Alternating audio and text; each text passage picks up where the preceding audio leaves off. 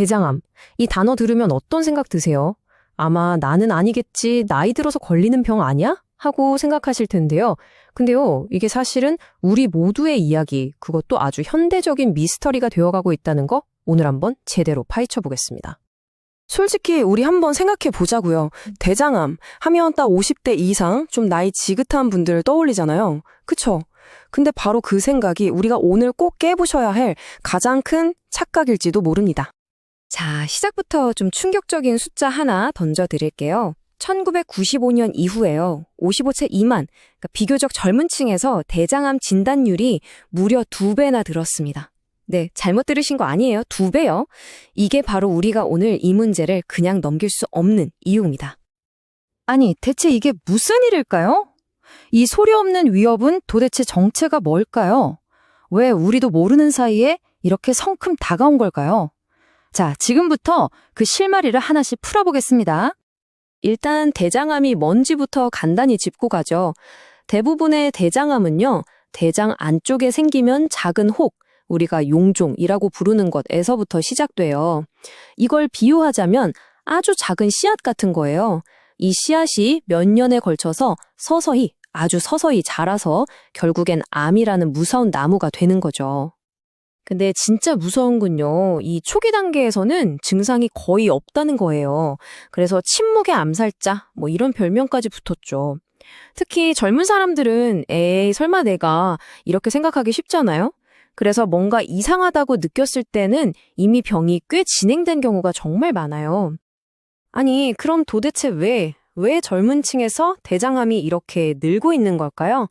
그 답을 찾으려면요, 멀리 갈 필요가 없습니다. 바로 우리의 일상, 우리의 생활 습관을 들여다봐야 합니다. 우리가 보통 암하면 아이고 저 집은 가족력이 이러면서 유전을 많이 떠올리잖아요. 근데 대장암은 좀 얘기가 달라요. 물론 유전도 영향을 주긴 하지만요. 압도적으로 많은 경우가 우리가 매일 뭘 먹고 어떻게 움직이는지 바로 그 일상적인 선택들과 훨씬 더 깊은 관련이 있다는 겁니다. 자, 이 차트 좀 보세요. 이거 정말 놀랍지 않아요? 대장암 환자의 75%에서 많게는 95%가 유전적인 위험 요인이 거의 없거나 아예 없다는 뜻이거든요. 이게 뭘 의미하겠어요? 바로 우리의 생활 방식과 환경이 거의 결정적이라는 얘기죠. 그럼 구체적으로 어떤 것들이 문제일까요? 한번 들어보세요. 붉은 고기, 가공육 많이 먹는 거, 채소나 과일처럼 섬유질은 잘 안 먹는 거, 그리고 비만, 술, 담배, 운동 부족. 어때요? 듣고 보니 너무 우리 일상에 가까이 있는 것들이죠? 이런 조각들이 모여서 위험을 키우고 있었던 거예요. 특히 이 가공육, 그러니까 햄, 소시지, 베이컨 같은 거요. 이건 정말 심각하게 생각해야 합니다. 세계보건기구 WHO에서요, 이 가공육을 1군 발암물질로 지정했어요. 이게 무슨 뜻이냐면 담배나 성면처럼 암을 일으키는 게 확실하다라고 못을 박은 겁니다. 자, 지금까지 좀 무서운 얘기를 많이 했는데요. 이제부터는 희망적인 얘기를 해보죠.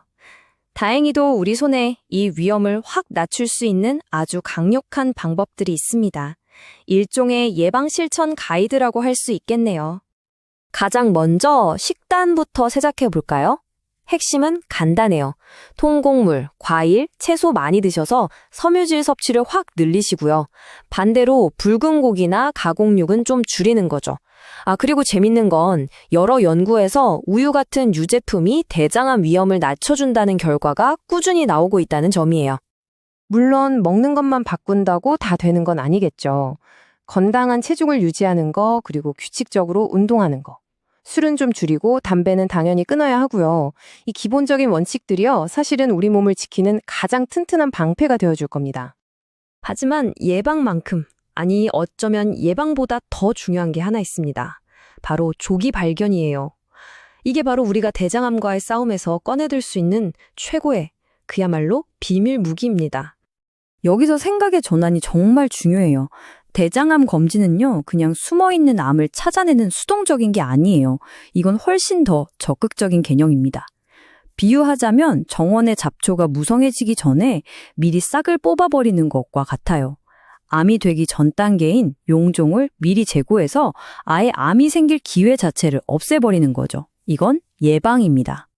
바로 이 그림이 그 과정을 아주 쉽게 보여주죠. 보세요.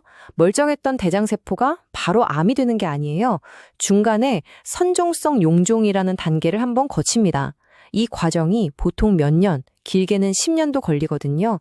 이 느린 속도 덕분에 우리가 정기적인 내시경으로 이 용종을 떼어낼 충분한 시간을 벌 수 있는 겁니다. 정말 다행이죠. 그럼 검진은 언제, 어떻게 받아야 할까요? 우리나라 국가암검진에서는 만 50세 이상이면 매년 분변자멸 검사를 하라고 권고하고 있어요. 거기서 이상이 나오면 대장 내시경을 받게 되고요. 하지만 요즘 젊은 층 발병이 워낙 늘다 보니까 미국 같은 곳에서는 검진 시작 연령을 45세로 낮췄습니다. 우리나라도 그런 논의가 활발하고요. 만약에 증상이 나타난다면 어떨까요? 이것도 되게 흥미로운데 암이 대장 어디에 생겼냐에 따라서 증상이 좀 다르게 나타나요. 대장의 오른쪽, 그러니까 시작하는 부분에 생기면 설사나 소화불량처럼 좀 애매한 증상이 많고요.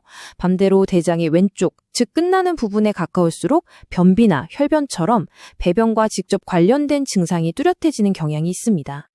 자, 이제 거의 다 왔습니다. 마지막으로 오늘 우리가 나눈 이 모든 정보들이 결국 우리에게 뭘 말해주고 있는 건지, 그래서 우리는 앞으로 뭘 해야 하는지 한번 정리해 보겠습니다. 이 그래프를 한번 보세요. 숫자는 거짓말을 안 하죠. 조기 발견이 우리의 생사를 가릴 수도 있다는 걸 명확하게 보여줍니다. 1기에 발견하면 10명 중 9명 이상이 5년 이상 생존합니다.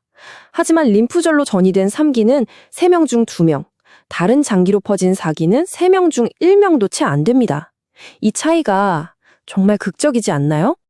결국 오늘 이야기의 핵심, 단 하나만 기억해야 한다면 바로 이겁니다. 물론 건강한 습관으로 예방하는 것도 중요하죠. 하지만 지금 당장 우리의 생명을 지킬 수 있는 가장 확실하고 강력한 열쇠는 바로 조기 발견에 있다는 것. 이겁니다. 예방과 조기 발견이라는 이 강력한 무기가 바로 우리 손에 쥐어져 있습니다. 자, 이제 이 질문을 스스로에게 한번 던져보세요. 이 사실을 알게 된 오늘, 내 건강을 위해 당장 시작할 수 있는 그 작은 변화, 그건 무엇일까요?